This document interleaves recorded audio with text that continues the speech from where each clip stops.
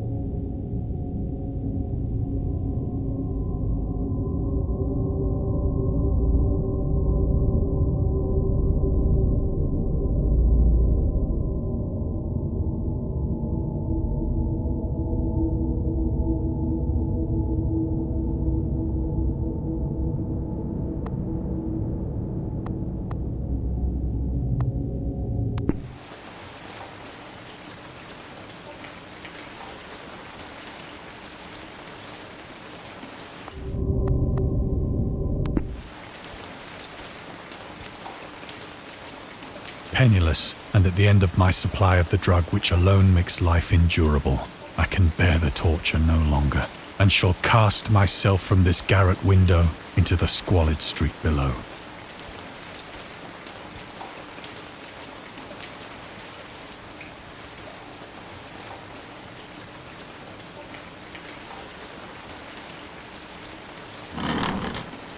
Do not think from my slavery to morphine that I am a weakling or a degenerate.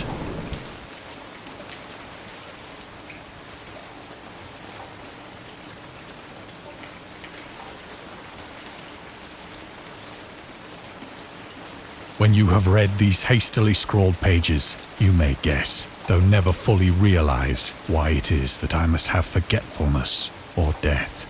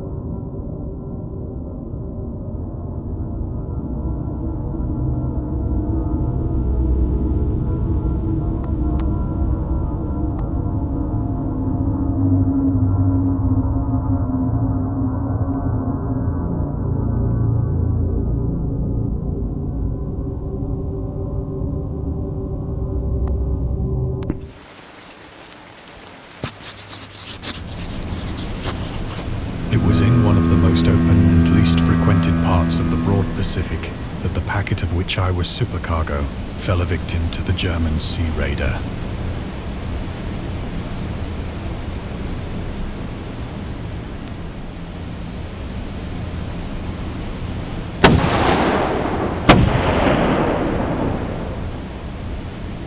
The Great War was then at its very beginning, and the ocean forces of the Hun had not completely sunk to their later degradation. So that our vessel was made a legitimate prize, whilst we of her crew were treated with all the fairness and consideration due us as naval prisoners.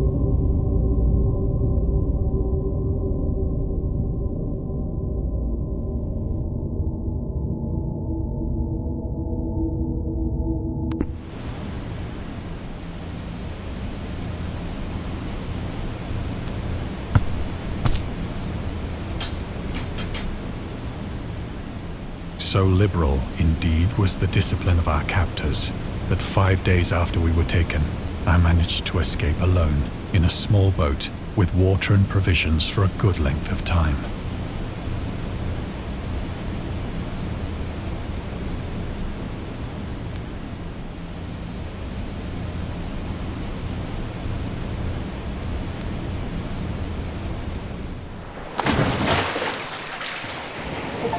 When I finally found myself adrift and free, I had but little idea of my surroundings.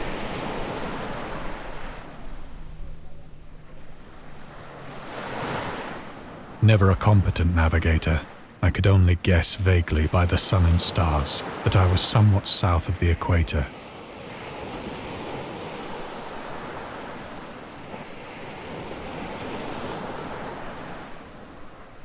Of the longitude, I knew nothing, and no island or coastline was in sight.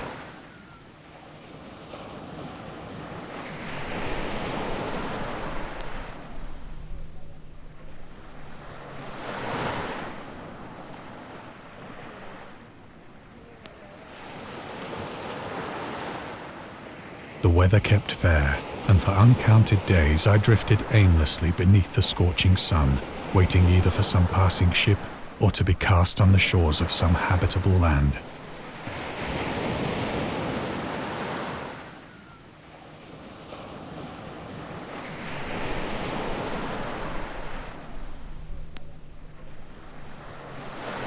But neither ship nor land appeared, and I began to despair in my solitude upon the heaving vastness of unbroken blue. The change happened whilst I slept. Its details I shall never know. For my slumber, though troubled and dream-infested, was continuous.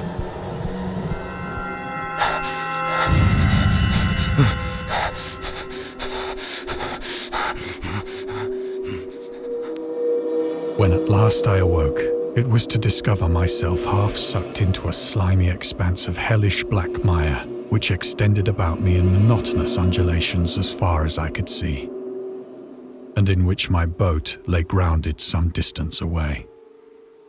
Though one might well imagine that my first sensation would be of wonder at so prodigious and unexpected a transformation of scenery, I was in reality more horrified than astonished. For there was in the air and in the rotting soil a sinister quality which chilled me to the very core. The region was putrid with the carcasses of decaying fish and of other less describable things which I saw protruding from the nasty mud of the unending plain. Perhaps I should not hope to convey in mere words the unutterable hideousness that can dwell in absolute silence and barren immensity. There was nothing within hearing and nothing in sight save a vast reach of black slime.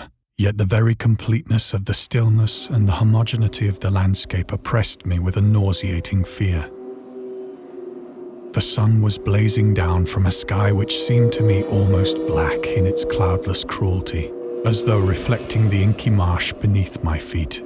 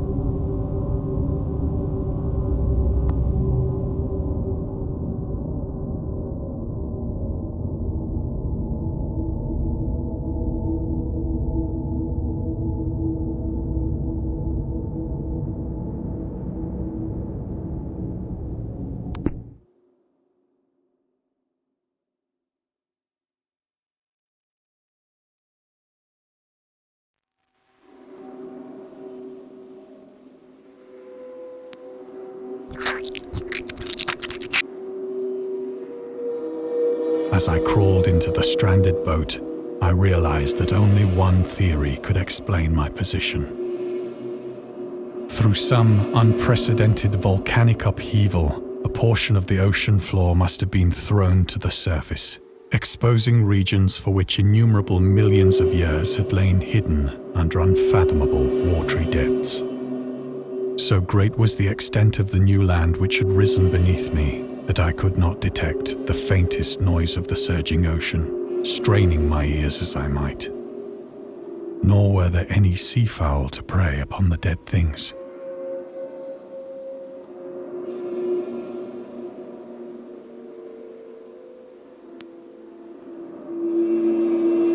For several hours I sat thinking or brooding in the boat, which lay upon its side and afforded a slight shade as the sun moved across the heavens.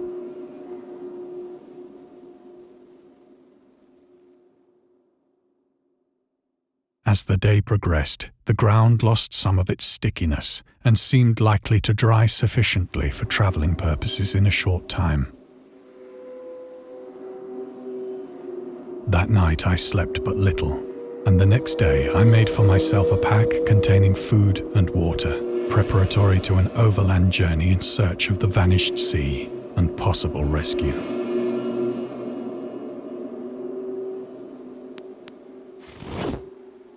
On the third morning, I found the soil dry enough to walk upon with ease. The odor of the fish was maddening, but I was too much concerned with graver things to mind so slight an evil, and set out boldly for an unknown goal.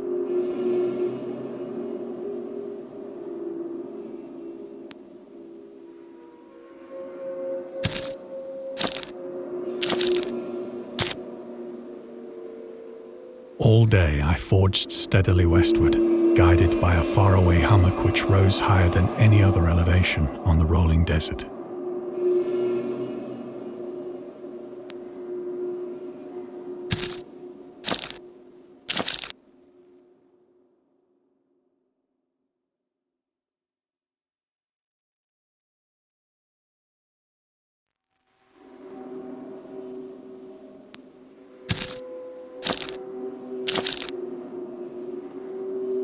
That night, I encamped, and on the following day still travelled toward the hummock, though that object seemed scarcely nearer than when I had first espied it.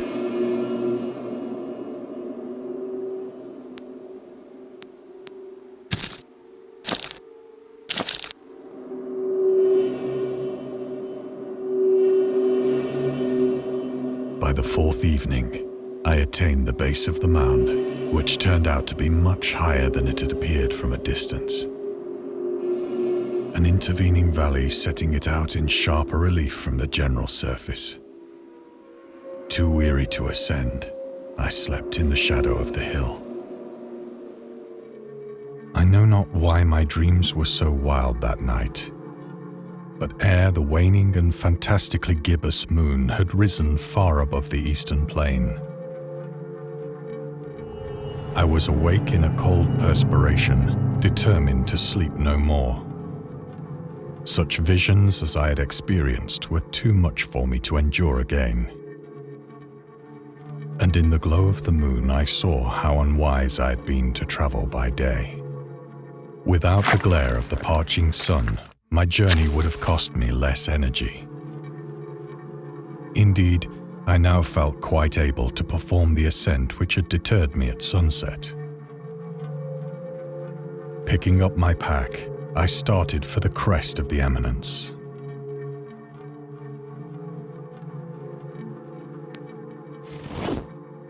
I have said that the unbroken monotony of the rolling plain was a source of vague horror to me. But I think my horror was greater when I gained the summit of the mound and looked down the other side into an immeasurable pit or canyon, whose black recesses the moon had not yet soared high enough to illumine. I felt myself on the edge of the world, peering over the rim into a fathomless chaos of eternal night.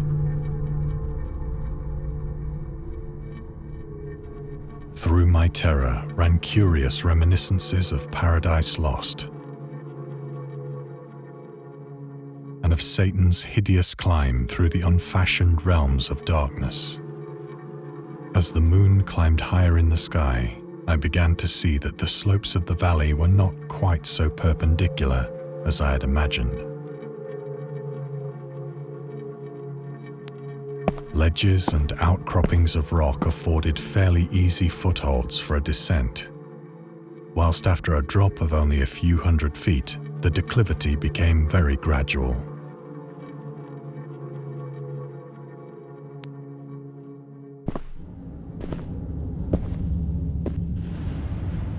Urged on by an impulse which I cannot definitely analyze, I scrambled with difficulty down the rocks and stood on the gentler slope beneath,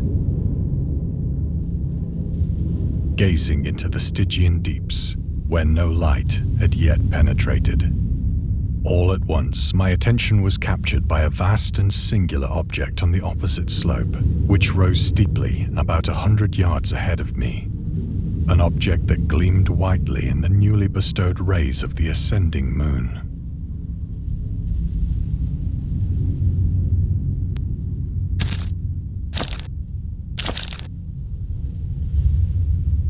That it was merely a gigantic piece of stone, I soon assured myself.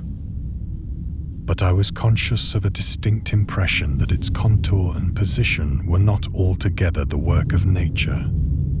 A closer scrutiny filled me with sensations I cannot express.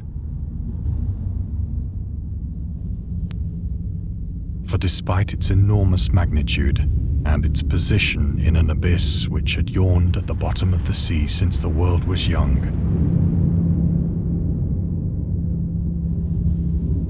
I perceived beyond a doubt that the strange object was a well-shaped monolith, whose massive bulk had known the workmanship and perhaps the worship of living and thinking creatures.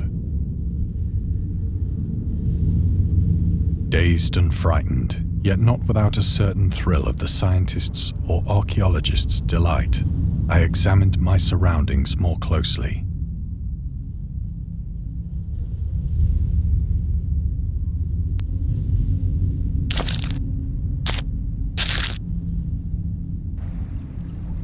The moon, now near the zenith, shone weirdly and vividly above the towering steeps that hemmed in the chasm,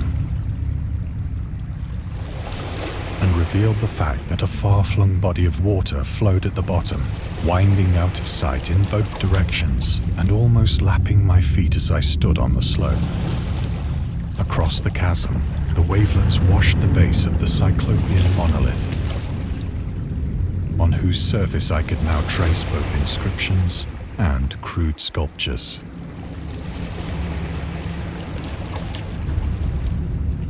The writing was in a system of hieroglyphics unknown to me and unlike anything I'd ever seen in books, consisting for the most part of conventionalized aquatic symbols such as fishes, eels, octopi, crustaceans, mollusks, whales, and the like.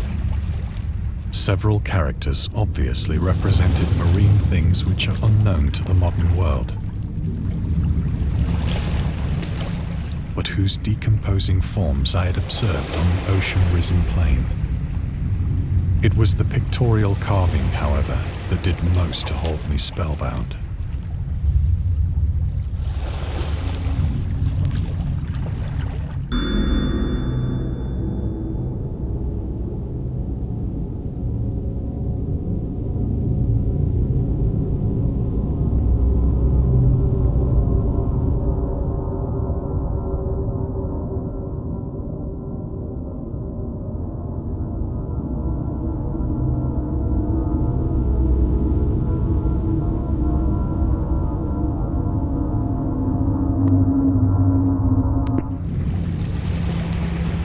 Plainly visible across the intervening water on account of their enormous size were an array of bas-reliefs whose subjects would have excited the envy of a Doré. I think that these things were supposed to depict men, at least a certain sort of men, though the creatures were shown disporting like fishes in the waters of some marine grotto, or paying homage at some monolithic shrine which appeared to be under the waves as well. Of their faces and forms I dare not speak in detail, for the mere remembrance makes me grow faint. Grotesque beyond the imagination of a Poe or a Bulwer. They were damnably human in general outline, despite webbed hands and feet, shockingly wide and flabby lips, glassy, bulging eyes, and other features less pleasant to recall. Curiously enough, they seem to have been chiseled badly out of proportion with their scenic background. For one of the creatures was shown in the act of killing a whale, represented as but little larger than himself. I remarked, as I say, their grotesqueness and strange size, but in a moment decided that they were merely the imaginary gods of some primitive fishing or seafaring tribe. Some tribe whose last descendant had perished eras before the first ancestor of the Piltdown or Neanderthal man was born.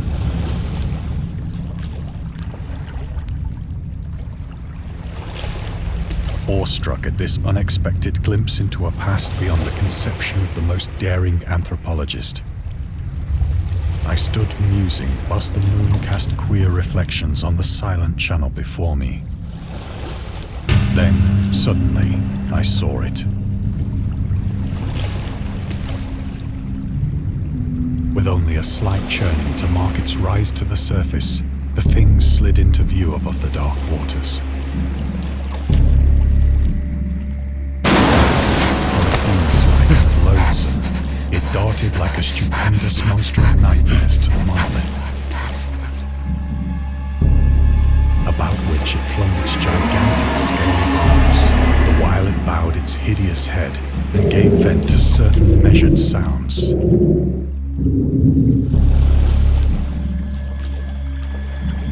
I think I went mad then. Of my frantic ascent of the sloping cliff and of my delirious journey back to the stranded boat, I remember little.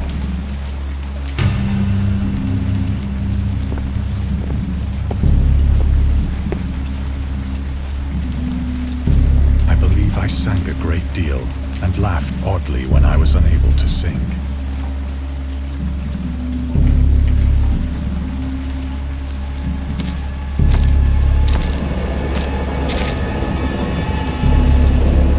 I have indistinct recollections of a great storm sometime after I reached the boat.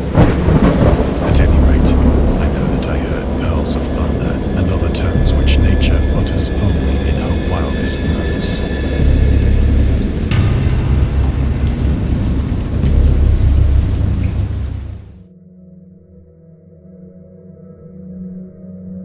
When I came out of the shadows, I was in a San Francisco hospital, brought thither by the captain of the American ship which had picked up my boat in mid-ocean. In my delirium, I had said much, but found that my words had been given scant attention. Of any land upheaval in the Pacific, my rescuers knew nothing. Nor did I deem it necessary to insist upon a thing which I knew they could not believe.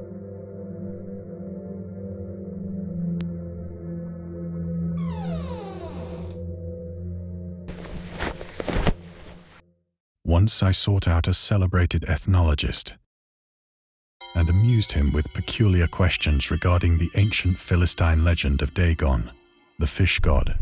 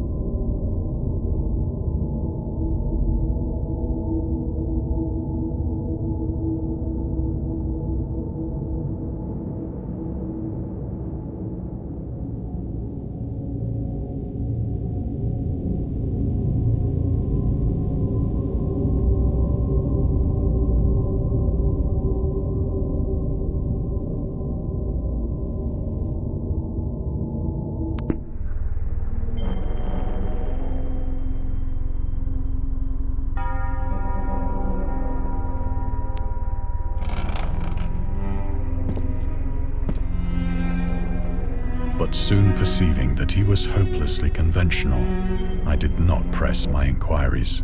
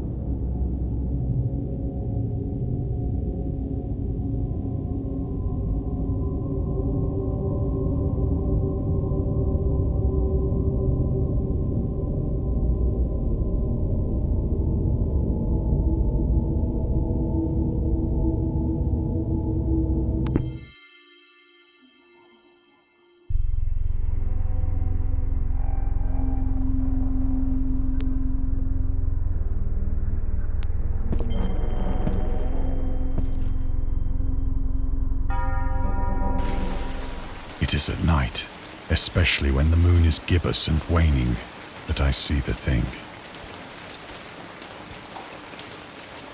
I tried morphine, but the drug has given only transient surcease and has drawn me into its clutches as a hopeless slave.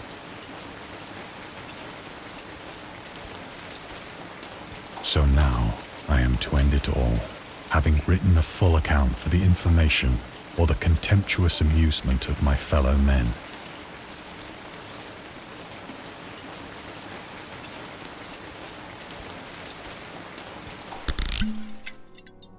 Often, I ask myself if it could not all have been a pure phantasm.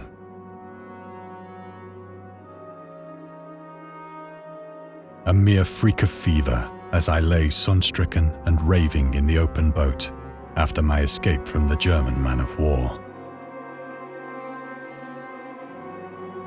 This I ask myself, but ever does there come before me a hideously vivid vision in reply. I cannot think of the deep sea without shuddering at the nameless things that may at this very moment be crawling and floundering on its slimy bed, worshipping their ancient stone idols and carving their own detestable likenesses on submarine obelisks of water-soaked granite. I dream of a day when they may rise above the billows to drag down into their reeking talons the remnants of puny, war-exhausted mankind. Of a day when the land shall sink and the dark ocean shall ascend amidst universal pandemonium.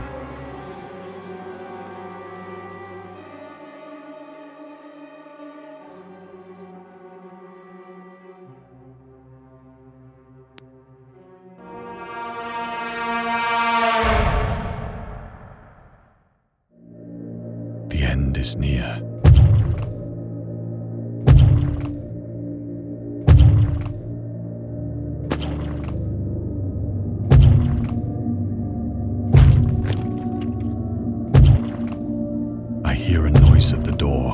as of some immense slippery body lumbering against it.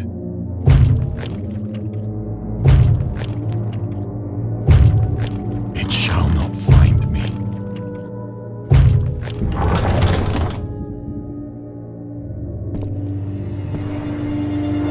God, that hand!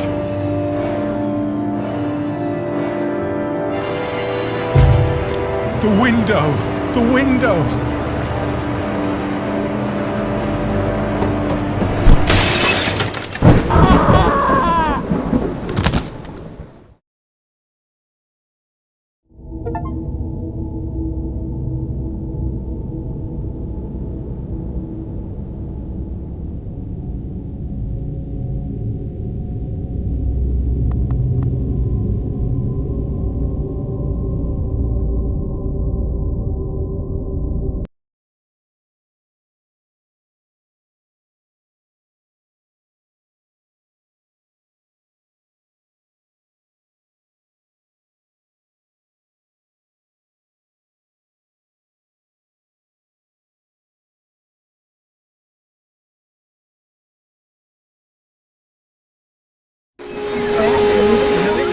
And scary stories have been accompanying men for centuries. They have many faces and forms, but what is their purpose?